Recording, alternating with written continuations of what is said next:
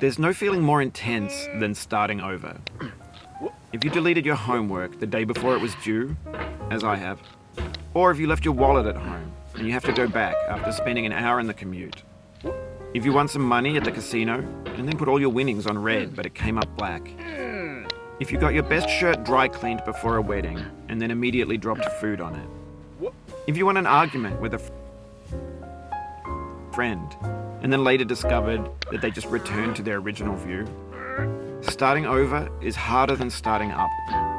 If you're not ready for that, like if you've already had a bad day, then what you're about to go through might be too much. Feel free to go away and come back. I'll be here. Alright, thanks for coming with me on this trip. I'll understand if you have to take a break at any point. Just find a safe place to stop and quit the game. Don't worry, I'll save your progress, always. Even your mistakes. This game is a homage to a free game that came out in 2002, titled Sexy Hiking. The author of that game was Jazzuo, a mysterious Czech designer who was known at the time as the father of B games. And B games are rough assemblages of found objects. Designers slap them together very quickly and freely, and they're often too rough and unfriendly to gain much of a following. They're built more for the joy of building them than as polished products. In a certain way, Sexy Hiking is the perfect embodiment of a B game. It's built almost entirely out of found and recycled parts, and it's one of the most unusual and unfriendly games of its time. In it, your task is simply to drag yourself up a mountain with a hammer. And that act of climbing, in the digital world or in real life, has certain essential properties that give the game its flavor. No amount of forward progress is guaranteed. Some cliffs are too sheer or too slippery. And the player is constantly, unremittingly in danger of falling and losing everything. Anyway, when you start Sexy Hiking, you're standing next to this dead tree that blocks the way to the entire rest of the game. It might take you an hour to get over that tree, and a lot of people never got past it. You prod and you poke at it, exploring the limits of your reach and your strength, trying to find a way up and over. And there's a sense of truth in that lack of compromise. Most obstacles in video game worlds are fake. You can be completely confident in your ability to get through them once you have the correct method or the correct equipment or just by spending enough time. In that sense, every pixelated obstacle in Sexy Hiking is real.